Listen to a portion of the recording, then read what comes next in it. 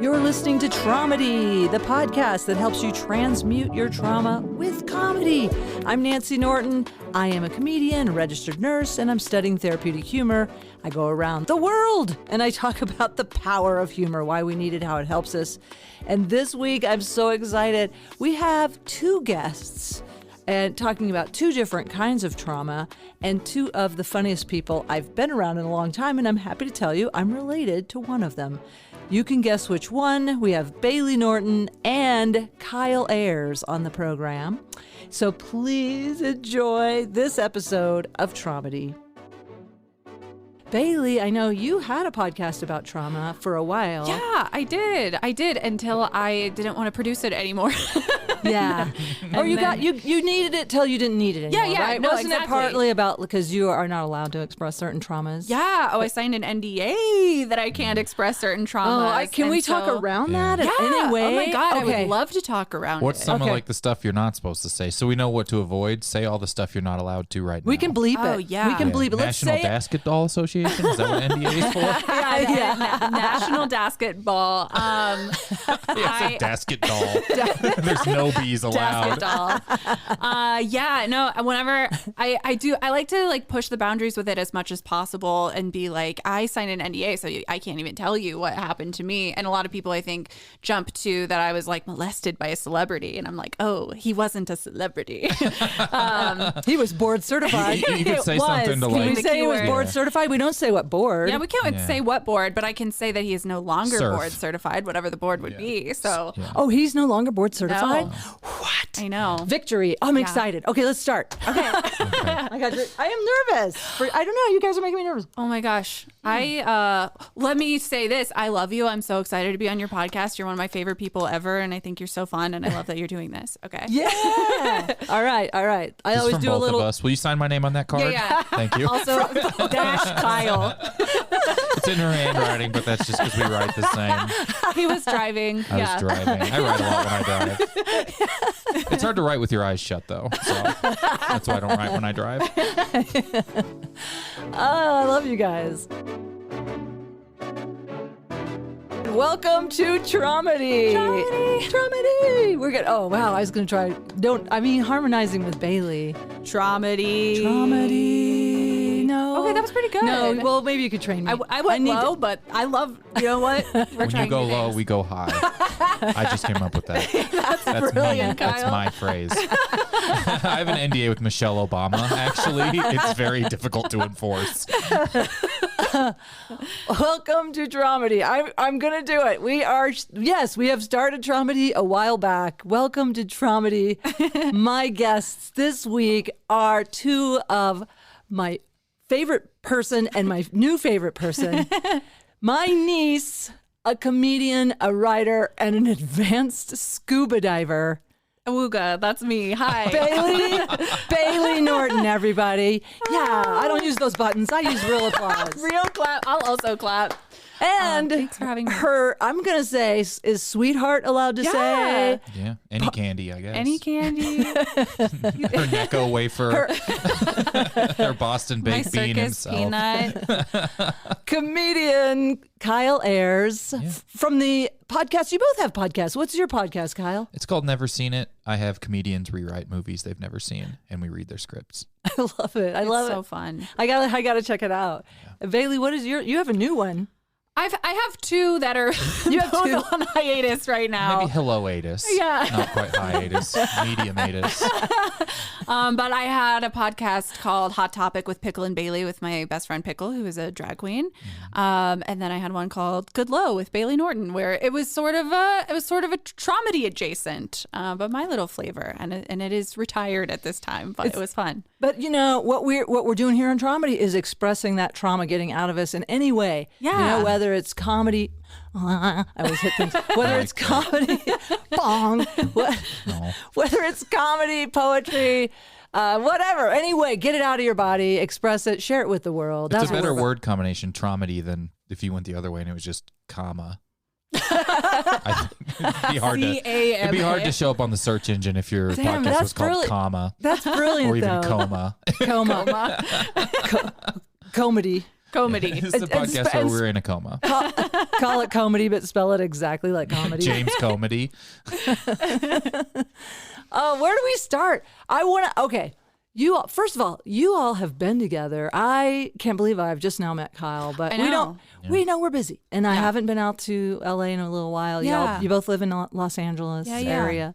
And how long have you been together? Like a year and a half. Yeah.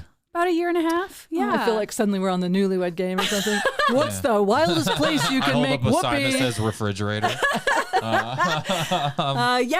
we met 7 years ago through a person that we both mutually Mutual very enemy. much dislike. Yeah. Who was my roommate at the time, but also went to high school with Kyle. Went to my high school after when I wasn't even there. So Yeah. you bond over a common enemy? We went to same high schools untogether. Is how the easiest way to put it. And then Wait, what? You did what? he was just 5 years younger, or 4 years. So I had graduated when he was a freshman. So But he went to the the same same high high school at school. a different time than I did. Yeah. Oh. And I think that Kyle was like sort of someone that he really admired and then played up their friendship. And he was like, yeah, I got this buddy that we're going to go hang out with tonight. He's like one of my best friends. He's this comedian. And then we all met up Yeah. at this bar on So we met way Valentine's back Day. when, way before I lived in LA or anything. I was just visiting. Yeah. And then had you worked together back in the Springfield days? No. Or no? No, we met in LA and then like found out we grew up like No, we just 3 have hours another apart. mutual dead friend from Springfield. Yeah. Who we both knew. Kenny DeForest Yep. is a mutual friend who passed away. Yeah. Oh, Yeah. well, that's a trauma. It is a trauma. It was horrible. It's okay. It's been a month. Has it been We've just kind of got that one all figured out has it really just been a month? since December. Yeah. Yeah. Really? So a month Central Time. Oh, I think wow. he passed away right before Christmas. Yeah. Oh, wow. Do we need to acknowledge in some way? I don't know. I don't know this person. All of his friends are comedians, so there's been enough online acknowledgement. Yeah. I mean, he's beloved. Like a beloved, He is wonderful, beloved. hilarious. But I man. met him a long time ago because he went to high school with Brianna, and he's which is my cousin and Nancy's other niece, and they went to high school together. And so she knew that I was interested in comedy. I think I was in high school, and she was like, my friend from high school is doing an hour at the Galois, like we should go watch. And so Kenny was the first person I ever saw do an hour of stand-up. What? Yeah. What a wild, small world. We're I all know. destined to be doing something. Now he died, so Yeah. I'm not blaming you. Wah, wah. Yeah. Bailey's got the golden touch. It was me. I haven't seen a lot of people do an hour. Yeah. Me? Uh-oh. Yeah. Final destination. I just got to see you do an hour. Yeah. Kyle, that was incredible. Thank and you. well, let's jump into Kyle's trauma Yes. because it's kind of top of mind since I just saw your one person show. And you Back know, of the mind. back of the In mind. a literal Yeah, sense, side the of- side of the mind. the temporal Yeah. temporal lobe area, or is it down? Is it a little lower? I am a nurse. I should know the anatomy and physiology a It's little. okay. I fast forward through any of the pertinent information as well during the show. I don't inform anyone of anything real. You did. I got a little bit, and then I have to admit, I got home and Yeah. I did my own little Google search from the Mayo Clinic about trigeminal neuralgia, and yeah, it really struck me thinking about trying to compare it to like I always think of dental pain as some of the worst pain. Like I've had some fillings done without any numbing, and that ice cold, like white hot, like. Yeah. God, it's just too much. And then I was like, God, that must be what it's like to have really bad or worse, I guess, dental pain like that. I've had pretty bad dental pain. I wish I had dental pain. Really? Yeah, So worse than having like a cavity drilled without anesthesia. Yeah. That's what I was happily going to have done just in case that would fix it. I know you shared that you had A couple teeth pulled, because you assume it's dental if it's in your entire head, and it's hard to pinpoint. So that was the first thing I did was just go to the dentist, and they were just like, it doesn't look like anything, but we could pull these teeth. And you're like, okay. It was so bad that I just would let them pull teeth even though they said it wouldn't do anything, just in case they were wrong and their x-rays were wrong. just because that felt like anything. I feel like it probably If was kind of just- there maybe, desperate. Yeah, very desperate and just ready. And so they just pulled them out. Wow. So you are down a couple of lower teeth or upper teeth?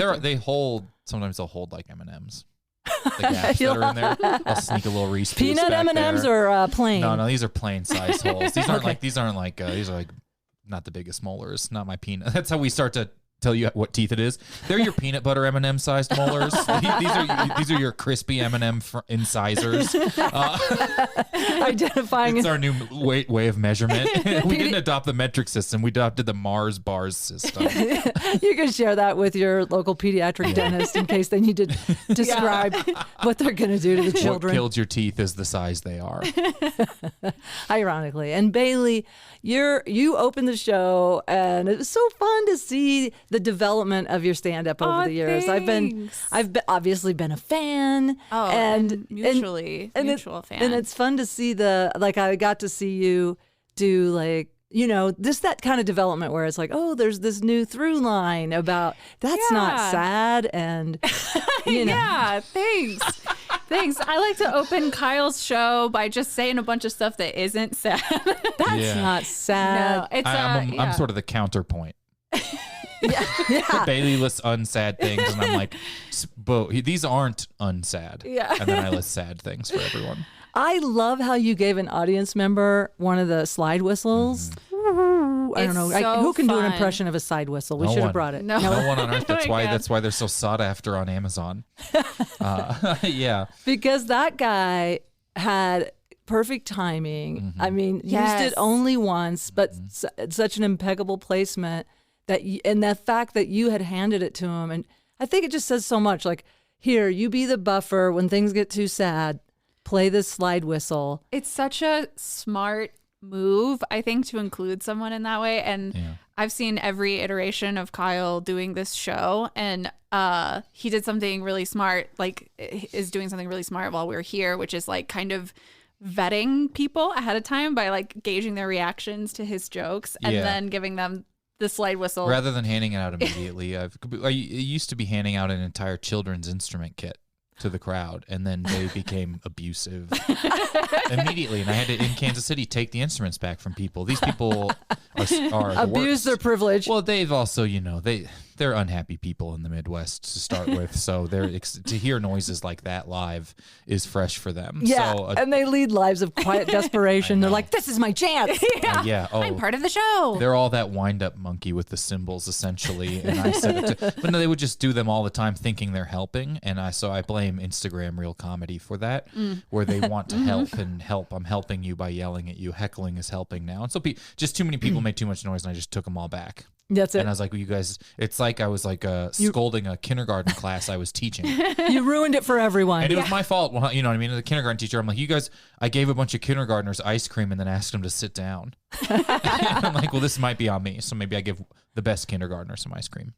I love that it gives the audience this, I don't know. I thought he forgot about it. I thought of it a couple of times and I thought, oh, interesting. There were a couple of sad moments that I thought he might have played it. And then, what people should know about your neuralgia is something you shared that has another name, which is the disease is called suicide disease. Yeah. I mean, that really struck me to the core when you shared that. Yeah, and so that's commonly what it's called, is suicide disease. It's a well-earned name, and so it's just kind of a bummer thing to talk about inherently, and it's not a fun word to say over and over again. Sort of why the whole show had to exist separately as a show. I never thought I would be someone who did like a here's my performance piece guy. You know what I mean? I thought I had no personal stand-up at all before this. Like nothing about myself that was real. Really? I had jokes about my family. They're all fake. I had jokes about it. Was just, it's all fake. You know what really? I mean? Nothing. Like 1% of a truth would exist at the beginning of it. But I didn't have stories. I didn't have anything like that. And this was sort of the first thing. Because it's hard to go in front of an audience and do 10 minutes and mention the word suicide 5 times. And they're like, who is this guy?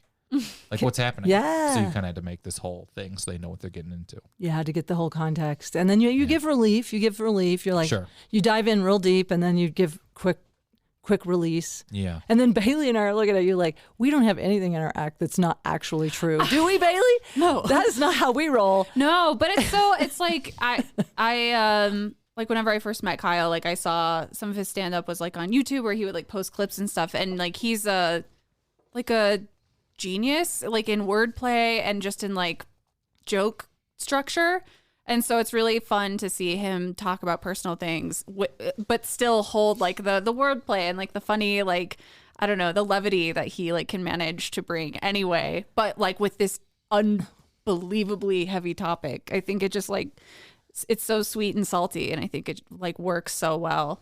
Yeah, I'm picturing like a yin yang symbol, but half of it is authenticity and the other half is total irreverence. Yeah. Just kind of like bing bong. That's a perfect way to describe it. Yeah, I love it. And I mean, I do love it. This is what I like, the range, you know, I really do. And that's what I want to do with Tromedy.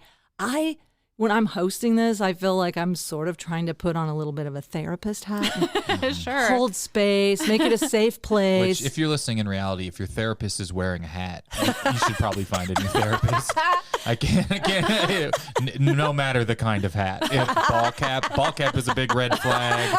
I think like a fedora is a huge red flag. Maybe newsboy cap. Nope. Yeah, I can't I'm think of an picturing the acceptable hat for a newspaper. therapist to wear. I'm picturing the newspaper one that we used to make at children's parties. The only one I think would be acceptable would be like a Scrooge nightcap. That's the only hat you would, That's the acceptable trust cap your therapist to wear. Yeah, and that's because you woke them up in an emergency, and they were snoring and blowing the ball of it up in the air when they snored. You had put in a stat call. Yeah, You're in the ER, and they're looking over you with their Scrooge. exactly, and they're matching nightgown or whatever. Me and my cap. Yeah, Just settled down for a long but winter's there's no nap. acceptable therapist cap on Zoom or in person. Go off. That's so true. I really got to stop only shitting on therapists in my show and this. They're like a very good, acceptable, important resource. They are a great target, Yeah. though. I mean, I think too, because I'm so dependent on my therapists. Same. In plural. I'll put it in plural. Same. Yeah. You mentioned it in your show, the pain, and I was curious. I kind of, you know what I thought I observed in you was a way of laughing without triggering your pain. Like, do you kind of guard your expressions a little bit? I also don't laugh a whole lot anyways. I don't know why. You know how like I think so much stuff is so funny and I love watching comedy. But mostly I'm just like a lot of comics are. That was a nod. He was nodding, by the way. No. I we're played not the on audio video. medium only. You didn't earn what that was being described to you. There's a new Patreon with video of that if you want. Oh, that's right. That's what I need to do. Yeah. I'll take Patreon video for of video. myself nodding and put it up there as your first post. But it hurt. It honestly, there's really no preventative or non-preventative thing for it in any capacity. Really? When it's bad, it's bad, and everything makes it worse, but it's bad on its own. And when it's not happening, I can like eat fine, and some stuff maybe triggers it. I have the biggest sample size of all time and have still come to really no conclusion. When it's bad, everything makes it worse, and when it's not bad, I can kind of laugh and be normal, and it doesn't matter if you touch my face or anything like that. But it's unfortunately like I don't know when is when. Okay, because I was kind of watching to see if there were signs of pain, and I felt a little. I guess I'm in my nurse mind too, just like, oh, how can I support? And I do. Right. I also don't think believe I'm in funny enough to laugh at anything I'm saying. So that's part of the problem. the hardest you laughed that night was when the guy did the slide That whistle. was hilarious. But that surprised you because of the timing and everything. It was so funny. It was. And last night someone did the slide whistle when talking about himself. Do you remember the context of it exactly? Man, I really wish I could. The past two have been the two best timings of an audience member interrupting my show that have ever happened. And it's been in Boulder last night, in Denver on Friday. And something about what I was talking about, like the show is never the same against all feedback I've ever gotten from anyone who matters, telling me to make it the same every night. I get that. And I think I was talking about someone else having a hard time, and like this guy in the front row having a hard time with something, and then he blew the whistle, and I was like, oh, so you're just self-serving yourself with the whistle. You're like, I'm a good guy, whistle. You know what I mean? Like the moment was about him for 1 second, and he blew the whistle. I can't remember what it was, but you said something to him, and he, I think, felt a little heckled by you, and then blew the whistle. And it was like his really like fun. that was his safe word. Yeah. And it worked. Slide whistle is your safe word. But Bailey, I was curious because I know you. Like, I mean, you are come from a line of nurses as well as I do, and so there's part of us that is just, I think, part caretaker. And I was curious though, because I know you're super empathetic. I know you to be that way since you were a little bitty kid. Hey, wait a second, Kyle. Audio medium. That was Bailey making that noise. Yeah. But I was just curious, like, because you are, I know, very attuned to, I mean, when she was really little, like I think 3, and we were in we were at the lake cabin, and you had a stick and a flashlight, and you're like trying to use the stick like a tongue blade, and we wanted to like look in my mouth with this stick. Like a doctor popsicle Yeah, you were stick. doing this whole thing, and I said, hey, that stick kind of scares me, and you did not hesitate. You just threw it. You just that was it. All I had to say was, hey, that kind of scares me. It was gone. It was gone. And I was like, wow. And most kids would be like, yeah, just keep poking.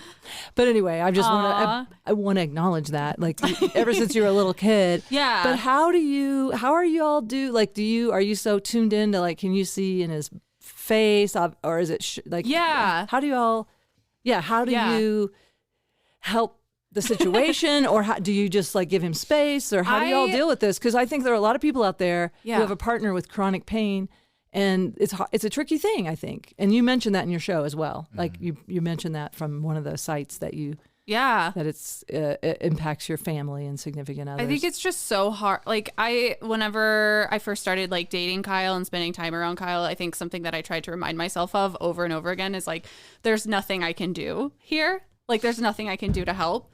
And I can like be with him, and I can like say that like, I'll just, you don't have to like hide your pain. Like I'll just be here with you, whatever it is. Like I know that there's no like cold washcloth I can go get. No. There's no ibuprofen. There's like, at least try. you can't put. No, I'm kidding. I'm totally kidding.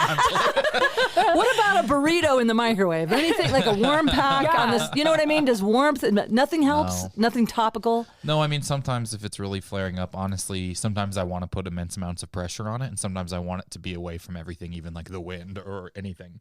yeah. It's all different all the time, but sometimes it's Do you hurting ever really like want to wrap an ace bandage around? Like people with migraines kind of compress their head with an ace bandage, or is there anything like that? Kids from cartoons with the ice block on their head? Is that what you're describing? I don't know. I really don't know what you mean. Well, like people that have migraines, sometimes they go in a dark room and they wrap it tight. They wrap it Like tight. gauze. Yeah, sometimes. Oh no, ace bandage. Like they'll actually do compression on their head. Sometimes it feels like compression does help. Sometimes I'll be like, we push on the side of my face, or I like want to sleep on the side where it's pushing in against the bed. And then other times it's, if I open my mouth, it hurts. And so that's the last thing I want. And I don't know which it is or when it's going to be what it is. And when I'm in pain, sometimes I just need to be like, it's better if I'm not around other people. Do you need to go off and be by yourself? Sometimes you just want to be completely distracted by something.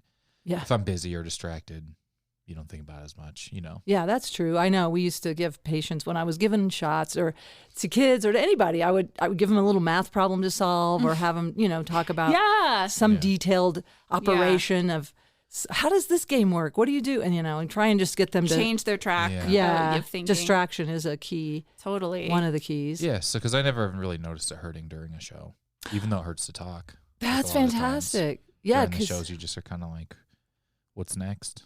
And I'm trying to be present in the room because I don't want to. I don't know. I don't like when a show feels like it would be the same on TV.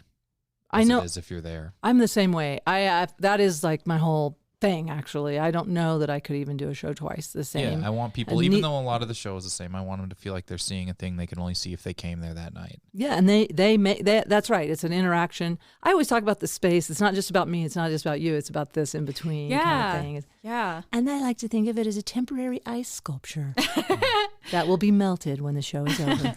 Can only exist once. That's it. That's it. Yeah. I would be pushing my face against the ice sculpture sometimes, hoping it would help. But once it starts to melt, I'm just touching an audience member with my cheek.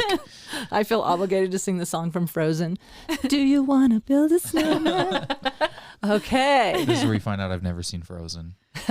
Wow. Well, good. Listen to your own podcast. Yeah. That'll be on the next one. Yeah. So back to, significant others dealing with pain. And then also, how is it for you when you have like cramps or something and you're like, I also have a little bit of discomfort. Yeah. No, there's definitely this thought like, no, there is no pain that I'm feeling that is worse than the pain that he's feeling.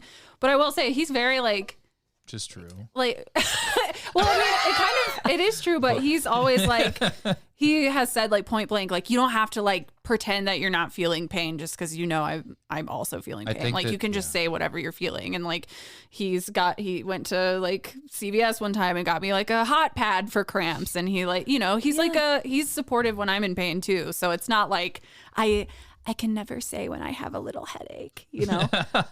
Yeah, I think that it kind of goes on both extremes of your feelings. Is I think people have, and I think I talk about this in a show, maybe depending on how it's going. People have guilt being in pain and not being in pain around someone who's always hurt. Yeah. Because like it's kind of feels crappy to have a really good day while someone is having a horrible day they can't prevent. Yeah, especially someone you love. Yeah. Yeah. But also you kind of feel guilty needing time away from it if you're in pain or something like that. So it's unintentionally having this is a very selfish thing, or at least like it causes like unintentional selfish consequences, you know? Yeah. Of like needs and requirements and people's behavior around you. Well, you know, my therapist, because I'm always like, wait, am I the narcissist? You know, because, and then. I'd be such a good narcissist.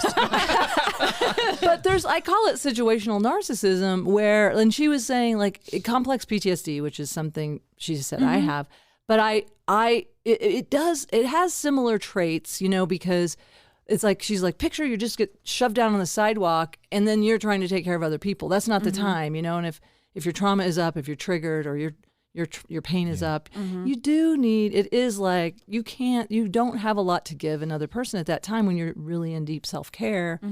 I mean, unless you're really trained at it, I guess. Maybe, are you able to be in pain and empathize with another person? I don't know that I can do that. Probably better each day. I don't know. I don't really think about it. Okay. Not being empathetic. Like, I don't know. I write that shit off. That's for girls. No, I'm like the sickest at it, actually.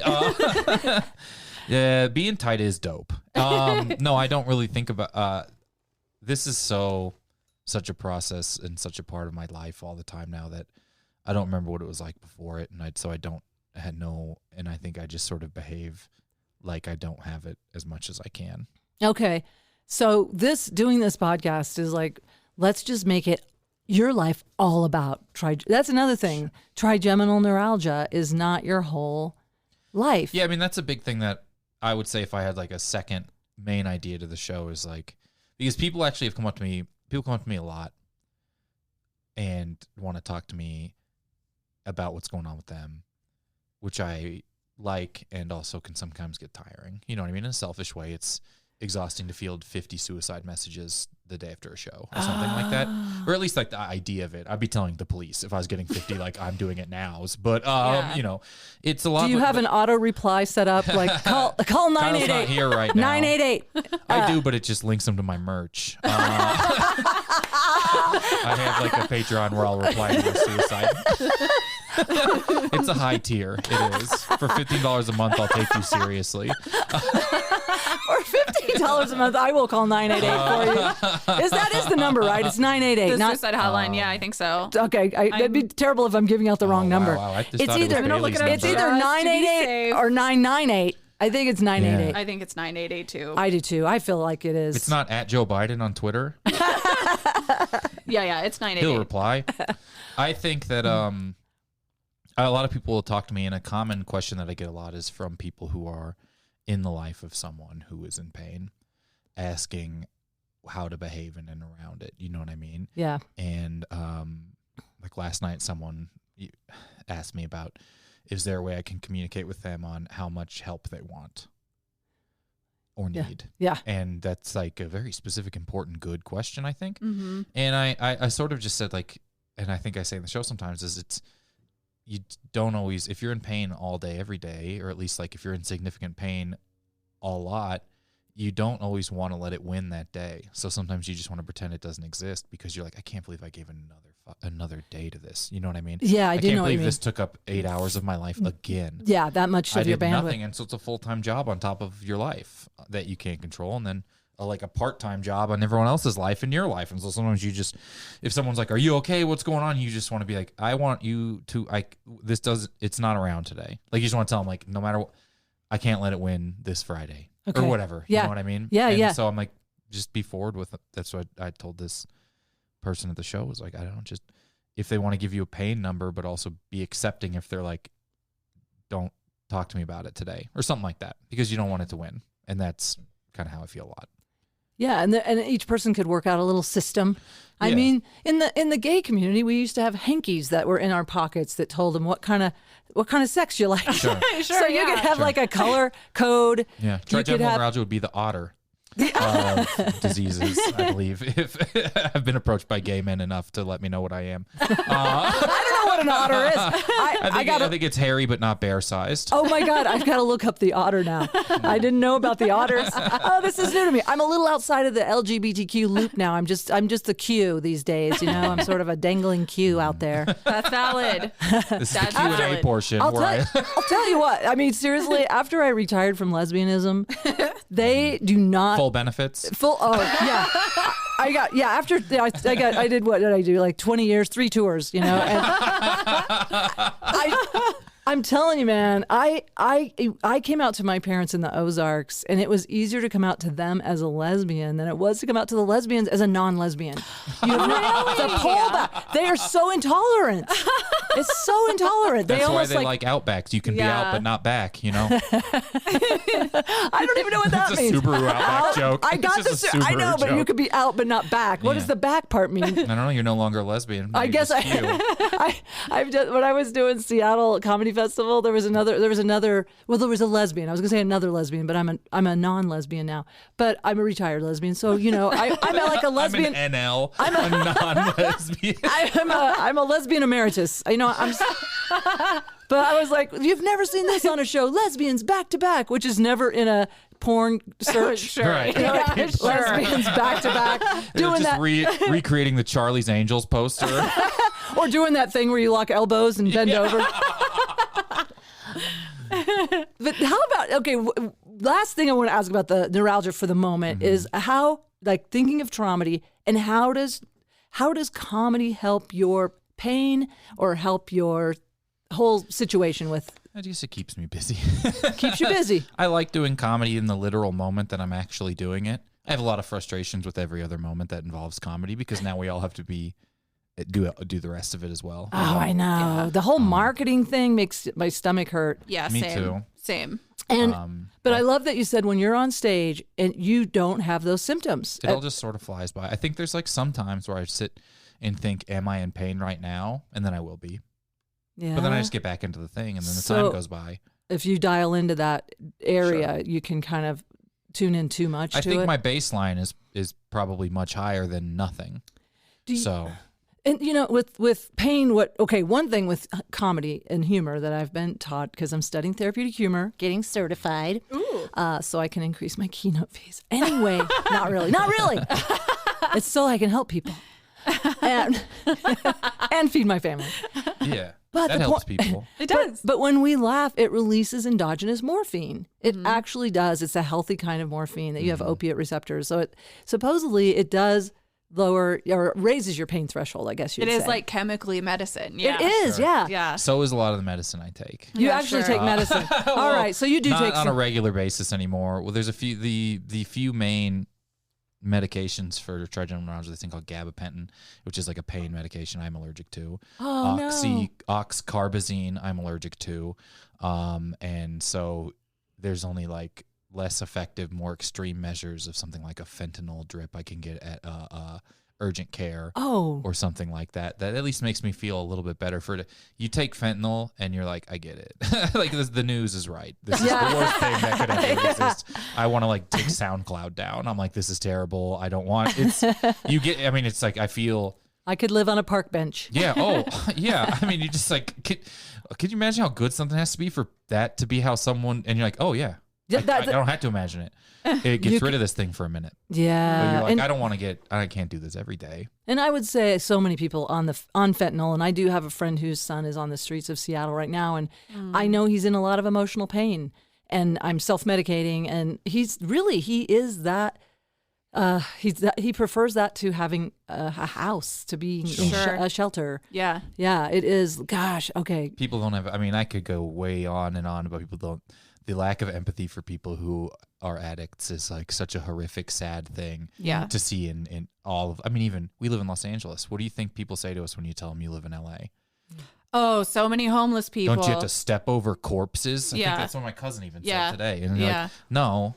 And that's a person. Yeah. And there's just, it's the dehumanization of people who are addicted. But we got on this because I was talking about like fentanyl and stuff. Yeah. And what it is, I'm getting it prescribed to me in a drip from a doctor who knows who I am to basically just give me temporary relief. But I'm afraid of doing that too. He's always, like, you can come back in. I'm like, I don't want to.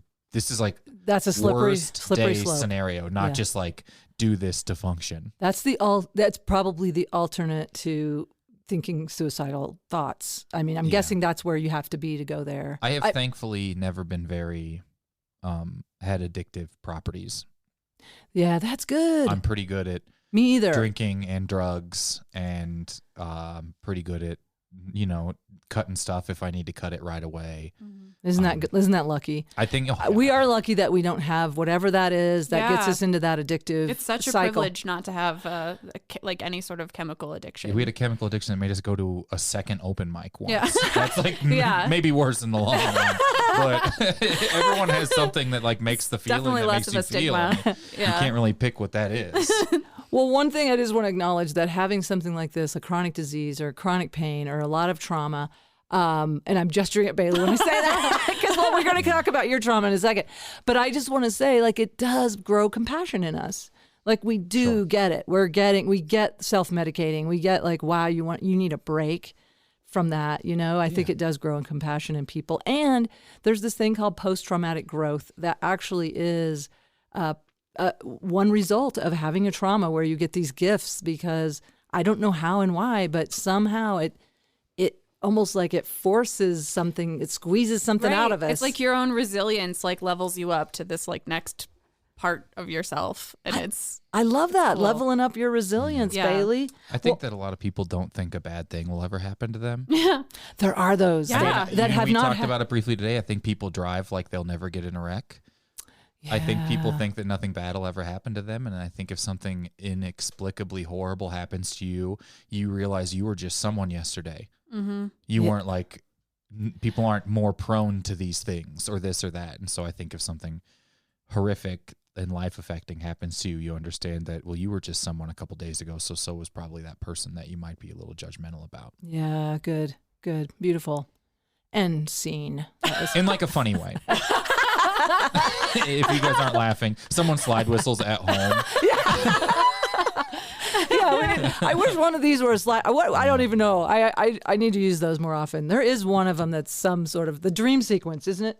No, I don't have that. I don't have it turned up. Oh, that was crickets. Yeah. Maybe, glad we just found that one. The dream sequence. Thank you, Kyle. The dream sequence. Yeah. Just an outdoor open mic. Oh, Bailey. So, oh man, here's what I want to tell you. You and I have talked about, we both had this idea to do trauma podcasts. Yeah. And I was like, when you started yours before me, I was like, no, I think I was on a treadmill. I don't know how I was on a treadmill when I realized it. And I was running like faster. I was like, what? My niece started her trauma podcast. Her podcast is just on a fishing pole dangling in front of you so you can run faster on the treadmill. Damn it, Bailey. But you really, it helped me because it lit a fire in me. Like, I got to get mine going. Oh my God. And I knew why you did yours because of your trauma. That was little trauma. Little trauma. It might have trauma. Yeah. Well, see, that's because you have such a high tolerance for whatever. I don't know your other traumas. Let's not get into it right now. I'm imagining. I just know you're in my family. I actually have a note on my phone of the ones I think she has. I can read off. It's a shared That's a good note. partner. Yeah. Yeah. It's on my gifts to buy Bailey note at the bottom. Just under hiking trail map. His fear of confrontation. That is beautiful. We're here to end the generational trauma. At least I do believe. Yeah. But anyway, I'm just saying that you had an event in Los Angeles. We can't say exactly where. Yeah. But I'm so proud of you because you didn't just take it. You're like, no. You're like, no.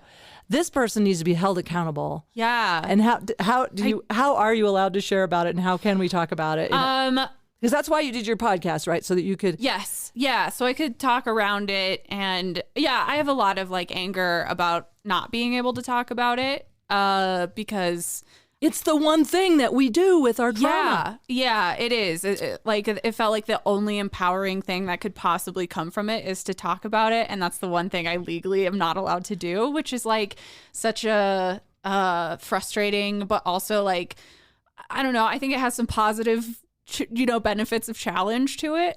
But yeah, I guess what I can say about it is there is a person that I encountered who I believe was serially hurting other people for a long time. And he was, and I'm going to say a gender. Yeah. He was in a position of Everyone trust. was making a safe assumption.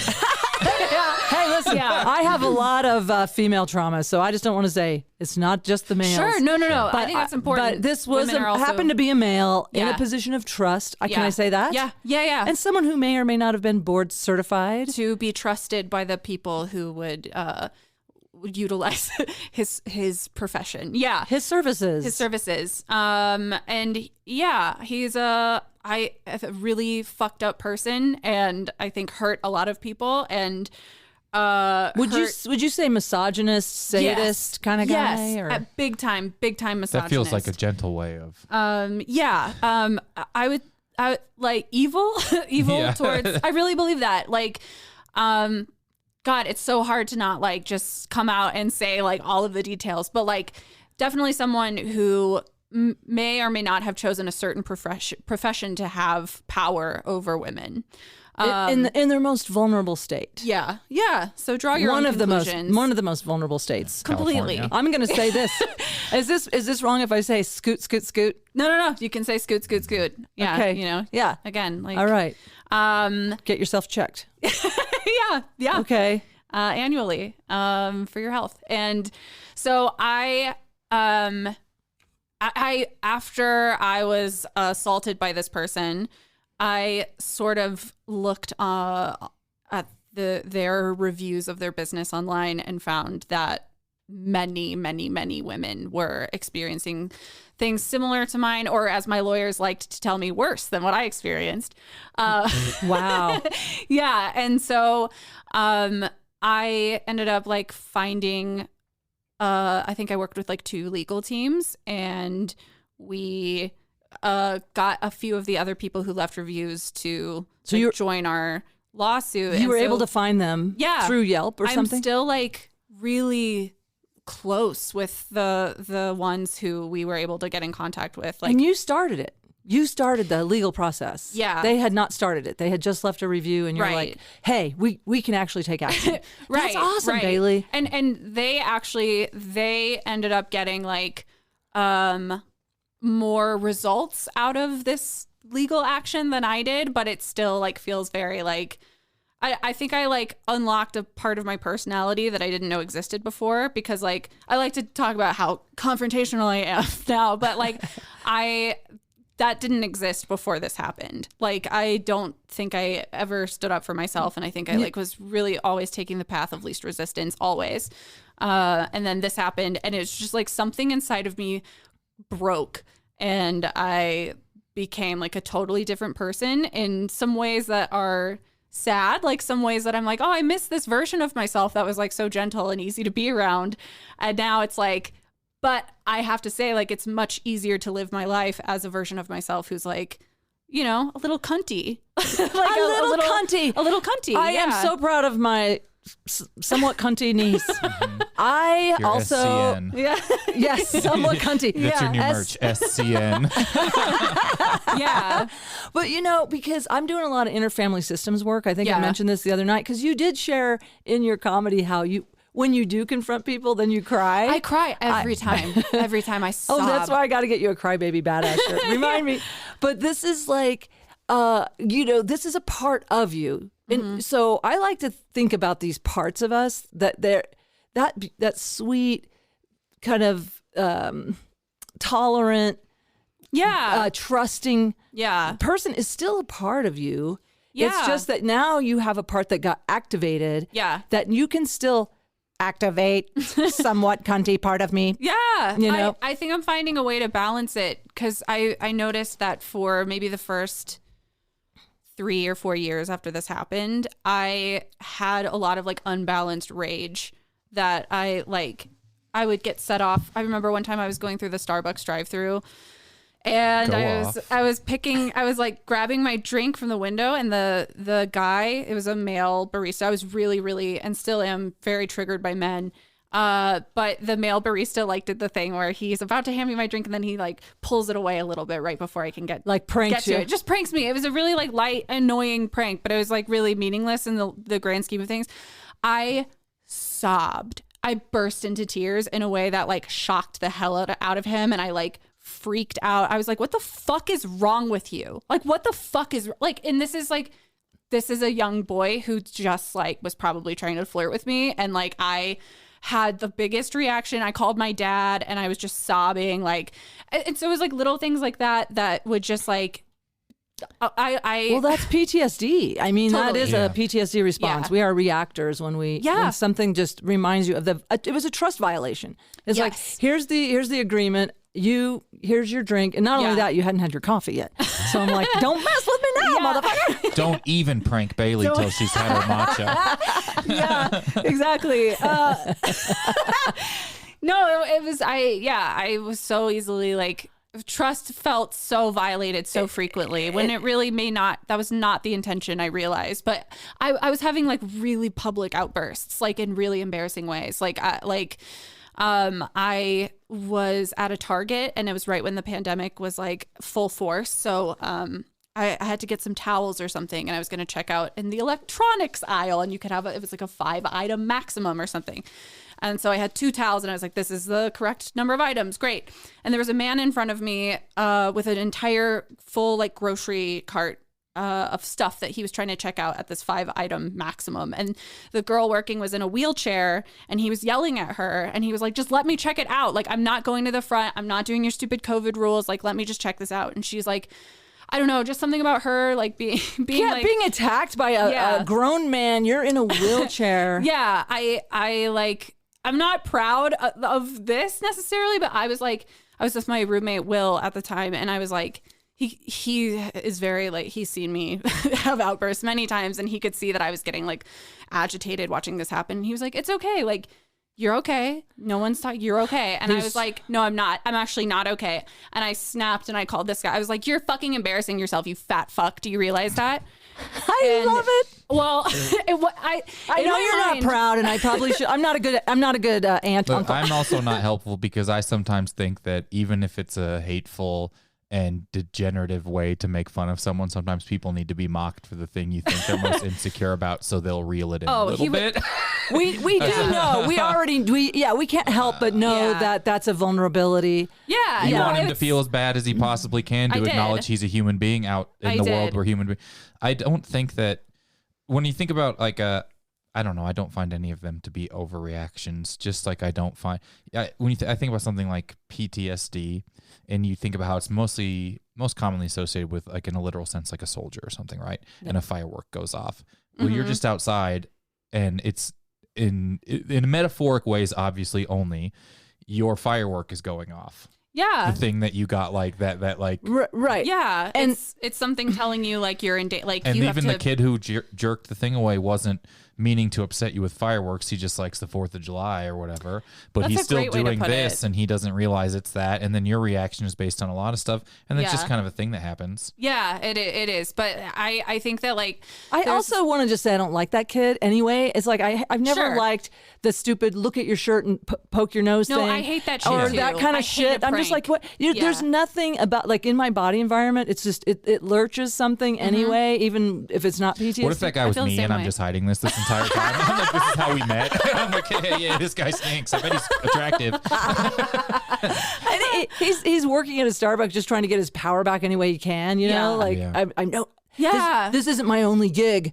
You know, I'm a whole person. Let me show you my power. Totally. I'm going to retract. But back to that, I understand. And then people that I do have friends who obviously struggle with body image stuff. Same. But let's face it, when you're triggered. I do too. Yeah. I think that's why, like. Well, when we're triggered, though, there's no filter. It's like you take your power anywhere you can. Yeah. And you get you armor up, and you're like, and you assess the situation, and you're like, this is the armor. I need you to feel as bad as I think I can make you feel right now. That's true. That's what that it way is. you are aware of how that everyone's alive around you. Yeah. Oh, I call that forced empathy. I will force you to empathize right now. Oh, you're going to feel what I'm feeling. It's going to be Yes. so negative. I mean, but I started realizing like after a few of these outbursts, I had one, and excuse me for the word I'm going to say, but I was in a Home Depot parking lot. I had returned like a dolly or something, and this guy like pulled his truck out in a way that like, I mean, like he wasn't looking out for me, and I rolled down my window and I called him a fucking retard. And there were so many people in the parking lot that like just stopped in their tracks and looked at me, and I immediately was like, Jesus Christ. And I was like, I'm so sorry. I'm so sorry. I'm not normally like this. I'm not. And it was just like, I started realizing like, hey, you're making this other people's problem. Like this thing that happened to you, you're actually hurting other people. And like, maybe well, not. that's when you know. Maybe Well, not. that's when you know you need to get some trauma therapy Yes, for exactly. sure. I mean, Yeah. I have reactivity, and I'm in a program for adult children of dysfunctional families, and we are known as reactors rather than actors. And I can still be reactive, as I'm sure I've witnessed, but. It's like I make amends a lot. Yeah, we make amends. Yeah. So at least you made amends right away. And It was embarrassing. I was like embarrassed. I know. Yeah. Yeah, I'm sorry that happened, but I'm glad you're getting it off your chest. Yeah. And there's something about saying that particular word. I really like. It's not used at a person who really has developmental or cognitive Oh my God, disability no. because No. those people are cool. It's used for people who are cognitively empowered and are willfully ignorant or willfully harmful, and that's a whole different meaning. I feel like it should have 2 E's in it or something like that. 1,000%. Or a Totally colon different. after E, like it's a reply to an email. Yeah. No, I mean, like, it's not a socially acceptable thing to say, and it was definitely. But these are like good for you to get because the shame that's the cycle of trauma, because then we end up shaming ourselves. Yeah, I think one of the problems with all of it is that then you felt bad about it, and that person probably just left and didn't change who they were in any capacity, and are out there like inconveniencing people because they're the only person in the world. Yeah. And it's so hard to say. This is something I've worked on as far as my reactivity is to say the word "ouch" or "I'm scared." That's smart. It's a process. Yeah. I'm still working on it. Yeah. To say I'm really scared, and I've noticed the people that impact me to change. And I was telling you about this reel I had on Instagram where people were attacking me left and right for making these jokes about my son being adopted. Yeah. Or as he says, I bought him. And that's his joke, and that's his way of empowering. Thing. Yeah. But the point is, I wasn't going to take it down because these people are being such assholes to me and not knowing me at all. Yeah. And knowing my heart and soul about my son, how sacred our relationship is. Yeah. I mean, he's sarcastic. Don't get me wrong. He's all of 19 and Sure. he's, Yeah. But He's the best. but I cannot imagine my life without him. No. But the point is, one person led with vulnerability and said, "I'm just sitting here crying." Yeah. And that was the person I ended up having dialogue with. And I said, "For you, I'm taking it down," because everything I said was like, I couldn't believe that her mother had said these things in a horrible way. Yeah. But I'm just saying, I don't know how to do that. Like, how are you going to do that when somebody cuts you off? Like, I'm scared. Like, is there a horn that goes, Yeah. But that's a fantasy. I don't know The that horn you that just says, "There's other people." Like anywhere. There's other people anywhere. Yeah. Be considerate. That's what my horn says. But the truth is, you had PTSD from that experience. Yeah, I think I still do. And I think that I'm understanding it more and more all the time. And it's a lot more manageable than it was. I feel myself like softening a lot more with it and like recognizing. I mean, I think one thing that's been really helpful for me is that my social media presence is almost entirely me making fun of men who are assholes. Oh, this makes more sense to me now. Yeah. Yeah, and I was trying to understand it because I was seeing your post and I'm like, that part of Bailey I don't know as well. And I also was admiring you for being able to take that shit off of all these people. Yeah. Like you're just like, you're thriving on it, man. You're just like, oh, and here's another comment I'd like to bring up at the meeting. Yeah. And I'm the one that's like, I have one controversial reel. I'm like, I'll just take that down. I have to have people please like me. This never comes up for me. People are so nice in my comment sections. they literally are. I can't find the difference out between the three of us, but for some reason, What how could it I'm treated be? online is a lot more fair than the two of you. For some reason, you're allowed to Yeah. It's really tough to say. assert your It's that you're opinions. uncircumcised. How I actually think about it is that I think people people assume intelligent and positive intent with men on the internet and not with women. Yeah, Kyle showed me this I I think it was a TikTok or something, and it was this guy being like, I've noticed that a lot of women are really, really funny and sharp and clever, and a lot of men don't don't believe that they're joking because they don't believe that they're intelligent enough to make something funny. And it's like, fuck. Yeah, that's what it is. People assume I'm sarcastic when I'm clearly being sarcastic. People assume women are, this is once again broad strokes, being completely literal with everything they say. And so it affects them on a personal level because, well, actually, this is how I was and it's not like that. Well, and also, how dare a woman have an opinion? I mean, that's... You should just like be quiet, and you're not capable of nuance and or being funny. I mean, and this is, again, let me get a little brag out, but after 40 years of the Seattle International Comedy Festival, one other woman had won it in 1985.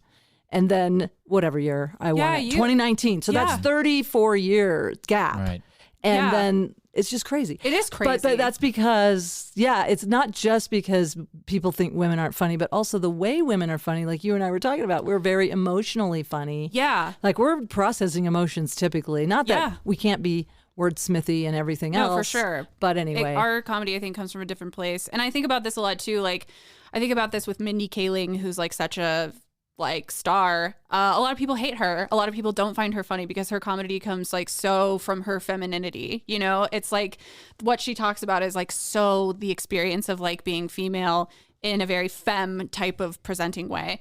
And I think a lot of like men in particular are like, how the fuck is she like, how did she write for The Office? Who is this shit for? And it's like actually 51% women, of people. Dipshit. Yeah. And you have a show. What is the name of your show? My show is called Femmes the Rules that I host with Sammy Mowry. And we book female or non-binary comedians, and then they book men that they would like to interrupt during their comedy sets. Oh, please, can I come out there and be on this show? God, yes. I am either female or non-binary. Yeah, you're in. I am a she, they, for sure. You're in. Oh my God. This is so good. I'm so proud of you. Thanks. You're just like, I feel like It's really wonderful I can to retire. watch. I can retire now and just like, Bailey's got it. It's so fun to watch Hand the the show baton. because there is different levels of security in men in comedy, as is life. And some of them just have a fucking meltdown. It is these are men who have never, and it's not even because they're funny or not funny, but it is just they are being interrupted once away from crumbling. Like, no, please, let me get it out. Please, I got. This isn't how stand-up should go. Yeah, people makes say this isn't how this is supposed to go out loud, and it's like, everyone here knows that. I had a friend who was on the show. Now, why do they agree to do it? I'm sorry, go ahead. Well, but that's the thing, because narcissists. they see it as stage time. Because they're all obsessed with themselves and think that they won't crumble. Yeah. Part of our intro is, just so you know, all of the men who are on the show tonight have been thoroughly briefed on what's about to happen. Mm-hmm. And you will find that a lot of them do not know what's going on. I've seen... They didn't listen. All the times I've seen the show, I've seen two men not be on the brink of grumbling. Yeah. Wow. And these are like... Does their mic get cut? Go ahead, sorry. No. No, you're allowed to interrupt me. Oh my God, Nancy, I won't be good at it. I can already tell I'm not going to be good at it. Doesn't You'll get be cut. You watch amazing them at it. squirm. No, I'll be like, I'm so sorry. I'm so sorry. That sometimes happens and that's fun. We have a bell on stage because a lot of women are not socialized to interrupt men, and so a bell sometimes makes it easier. Mm-hmm. Yeah. So there's like there's like an interruption bell, and then do you also like it's okay, interrupt them? Yeah. Oh my God, yeah. I would like to, but you don't cut their mic. They are allowed to keep speaking, or they can. Technically, they're allowed to keep speaking. I mean, it's like social suicide for them to do it, like in this room. Which I love. Social suicide disease. Yeah, it's like they... Is the audience predominantly women? Yeah, I would say it's a very like women and queer friendly and heavy audience. Because I've been doing these shows called Moms Unhinged with my friend Andrea Val, produces these shows, and it's like a theater with 500 women in it, maybe a handful of men. Mm-hmm. And I've been like, oh my God, this must be what it's like to be a man doing comedy. Yeah. I don't have to they know you're intelligent. They know that you take on a lot of responsibility as a parent or whatever. Yeah. And then it's like, I've never done shows where I felt like understood so completely. Like I wasn't confronting any or having to educate them about anything or you're not trying to like earn their attention. Convince them like, Yeah, totally. So Femmes the Rules. It's really fun. It's really magical. Yeah, I love it. I love watching people crumble on stage. I'm just like, I knew you. When people are about to do it, I just in my head, I'm like, I bet this guy's insecure and he's about to have a nightmare time. And it's going to be the best moment of my day. And I'm going to tell every mutual friend we have that this guy is is an insecure baby. Yeah. I mean, what is your t-shirt? What does it say? Not this one, but the one that I have my sweatshirt merch says, "Oh buddy, big feelings." you should give the guys, at least give them that to wear during the show. I make them buy it though. Yeah. It's a buy-in to do the show. Yeah. This was one of like the first experiences I had with like men threatening me on the internet. Is this tweet that I just said, when men raise their voice at you, just say, "Oh buddy, big feelings," and that should help. It's such a benign tweet. And then I had so many men being like, "Bitch, if you said this to me, I would throw you across the room. Like, you wouldn't even get that whole sentence out because I'd be slapping you across the face." Like that is honestly that's keeping in the kindest of the words. Yeah. Oh, like, yeah. It's like it's crime. Wow. Yeah. It is criminal crime. intent, the things they said. Yeah. I have people like message me and be like, You could "You're almost so say an mouthy." NDA like, would have to be signed. Yeah. Do you ever feel scared? No. Well, there was one time that like someone got a hold of a venue owner of a place where I did a monthly show and then told them to fire me because I supported violence or something, and then threatened the venue owner and threatened me. And Wow, a lot of projection there, huh? Yeah. And so like, that's the only time that anyone, and I don't know who this person was. It could be like a multitude of people, but in my mind, I was like, what if this is like one of the people who like sends me death threats and rape threats on the internet, like finding a place where I'm going to be in person. I want to shout out the venue for I got to put not out being helpful. Yeah. Oh, really? And being scared of that email. Yeah. Wow. Yeah. Well, this is all I know to do is like I'm putting a golden bubble around you right now. Thank you. Protection for Bailey. Yes. Yeah, because it does. I'm also pretty makes, large. Yeah, Kyle is. I wouldn't mess with you. And calming. Yeah, he's like such a You safe can't really presence. hurt me. Yeah. I'm like you can hit me in my head. You can't hurt. It's busted. You can punch my busted head. It's like, good luck. Yeah, Maybe no. they'll fix it. Kyle makes me feel very safe. Like, and you win. I just want to say you win, and you get the last word. You know? Yeah, totally. I guess like I don't feel unsafe most of the time. I feel like a lot of the threats I receive are so empty, and the fact that they're even messaging me them in the first place means that they've lost and that they're upset. You know what I mean? Like that they feel challenged in any way by like 4 words on the internet. Like that's so sad. That's pathetic. And it just really says about who is upset by what you're saying. I mean, these are extremely abusive people. Yeah. And it's just still also rooted in them not thinking you could be making a joke. Where they're like, you know what I mean? If I tweeted something like that, and there's not a single person who'd be like, well, I should take this as literally as possible. And it applies to me as personally. Because life isn't going how I wanted it to. Yeah. Like, sorry, your garage is the only place you can have your neon light. And it was just too accurate, apparently. Yeah. I also do these things where I Google like chivalrous things to do for your girlfriend. And then I make little videos like, what if you, a girl, did this for your boyfriend? What if you held the door for him? What if you gave him flowers? What if you called him your little snack? Like, what if you, like, I don't know. You're like creating behavioral litmus tests for men. Yeah. Because there will be overwhelmingly to that, like insecure men that are like, my head would explode if a girl bought me a biscuit. Like it's like psychotic. And then like 2 men who are like, I would love this more than anything that's ever happened to me. Yeah. Yeah. So I would say like a lot of men are like, I would love to be treated nicely by anyone who I'm with, and then there are men who feel very like their masculinity. They got to double down. If she held my car door open, I would push her into traffic. Like it's like insane. Yeah. And in closing, we're going to go get to some pizza. Yeah. This has been incredible. We have to get Lord here. We could talk all day. I love this so much. I want to know if either of you, now I always say Tromedy is not a replacement for trauma therapy. I'm a big fan of trauma therapy. I've done EMDR, brain spotting, and psychedelic trauma therapy, and I'm just a big fan of all of it. Yeah. But have you done any trauma therapy, either one of you? Or is that anything you would be open to trying or thinking about trying? I would be so open to trying it. I have like a therapist. I have a like kind of talk therapist, but I would love to like try new things. I think that would be really good to help with your PTSD. I mean, that's my unprofessional opinion. No, I think but just accurate. my experience, and then even with the pain. And I was thinking something hit me today, a couple things, and I'm going to share it because I'm very spiritual, A. B, also open to a lot of different alternative things. Have you tried any hypnotherapy or this, I'm going to say it, past life regression? It hit me that this could be from a past life. We live kind of close to the Scientology church, and so I think All right. just didn't drive it. I actually did try hypnotherapy one time, but this was before I'd ever had the first brain surgery that I had, and it didn't work really in any capacity. I don't think. But no, nothing. And some people I've aren't had as such- susceptible to hypnotherapy as others. I'm super susceptible to it. Yeah. You know, I could easily join a cult. So I have to I have to watch it. I have to watch Boy, who do I I hang. have the one for you in Los Angeles. Do you like Mission Impossible? Scientology. I'll be out there any minute. Dun, dun, dun, dun, dun. I'm ready. Tom Other than Cruise. that, I had a kind of a negative experience with therapy a couple of times, and it's frustrating. Oh.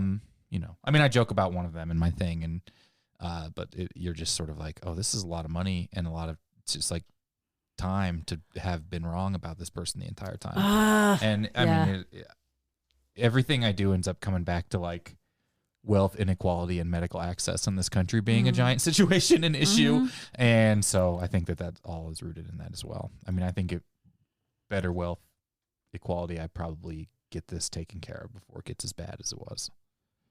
Well, let's just stick with the comedy. It's free, you know. I mean, it's free when you do it. Make it yourself. Yeah. Keep making each other laugh. Yeah. That's Someone's even say it's costing me money. Yeah, especially the IRS. You're talking about buying these microphones, you said? Especially the IRS when it's tax time. Yeah. I love when we're in negative. I love that. I loved that when I was out touring a lot in the 90s. Old Nance. And I mean, I loved that mileage deduction was incredible. And, you know, actually making negative dollars was pretty nice during tax time. Yeah. So If the IRS is listening, I am still living in Delaware.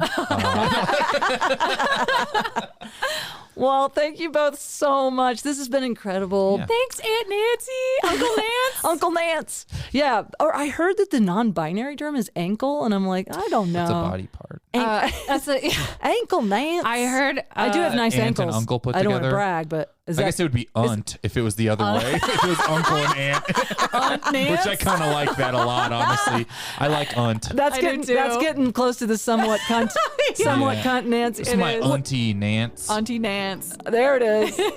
In closing, thank you so much for joining Tromedy, and we'll I hope we continue this conversation before too long. Thank you. Thank you, Nancy. Thanks for like making space to talk about these things with everyone and with us. This is really nice. I think it'll help people because there's somebody out there with similar situations that need to know they're not alone. Yeah. And they can do something about it. Take some action or just keep going through it. I don't know. Just keep going. That's all I can say. Yeah. All right. Peace and love. Bye. Bye. Perfect. I want to thank my guests. I almost said myself. I want to thank my guest, Nancy Norton. I want to thank my guests, Bailey Norton and Kyle Ayers. Check the show notes for links to their websites, to shows. I'll put a link to their socials. I also want to thank my son, Nathaniel Norton, for putting together the Tromedy Music Loops. Thank you, Nathaniel. Tune in every Tuesday. It's Tromedy Tuesday, except when I'm on vacation. Remember, no matter what, keep laughing.